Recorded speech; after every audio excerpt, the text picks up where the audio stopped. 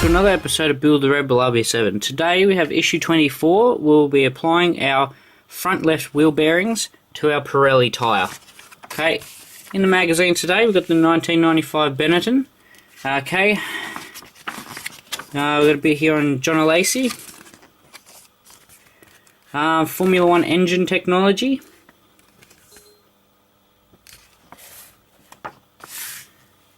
Okay, exhaust technology.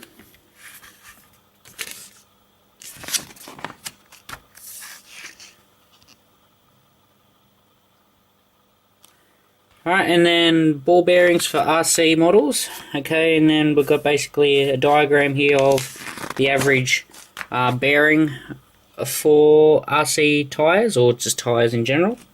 Okay, and our parts for this week's issue. Very simple. Okay, 2 left front wheel bearings. Okay, the instructions, fairly straightforward.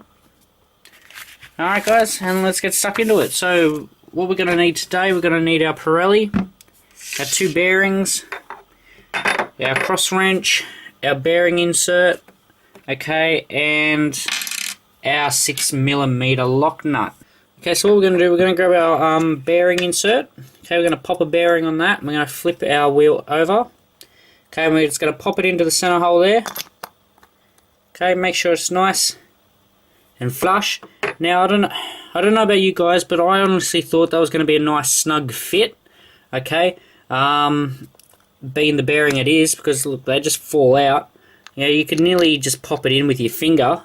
Okay, as I've just done there. So there's really no point for this bearing insert.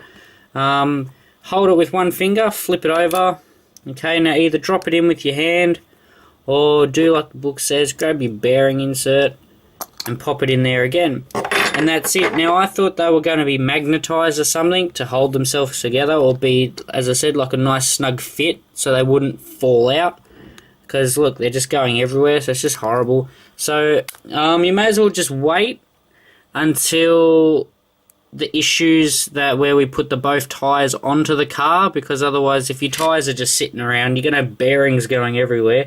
So either leave them in a case or into the toolbox supplied, or you can do what I'm going to do now. I'm going to grab the front, okay, and I'm going to pop it straight onto the car, okay, because we all know where this is going to go. It's going to go on there.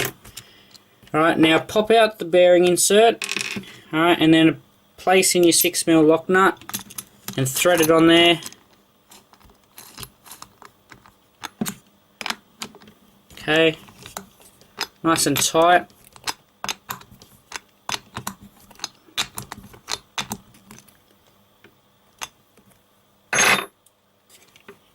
Okay, now, so that's on there nice and tight, but if you see there's still a little bit of wiggle, maybe 1, maybe 2mm. Okay, now the lock nut's on as tight as it can go. Okay, now I've looked into the issue 20 exploded view poster. Now at first I thought there might have been a washer that went in there between the rim and the knuckle. Okay, but there's no washer or anything in the exploded view. So in the next video that I'm going to put up, I'm going to go buy 2 washers, okay, that will fit over the axle, and I will see if that will reduce that movement there, because if you hold it and spin it around, okay, if you spin it fast enough, the tyre, it starts to wobble and vibrate. Now if you think that these cars going, you know, 85, 90 k's an hour, it's just going to end horribly. So I will investigate that for you. I will try and find a solution, and I will bring it to you guys firsthand. So that's issue 24 for this week.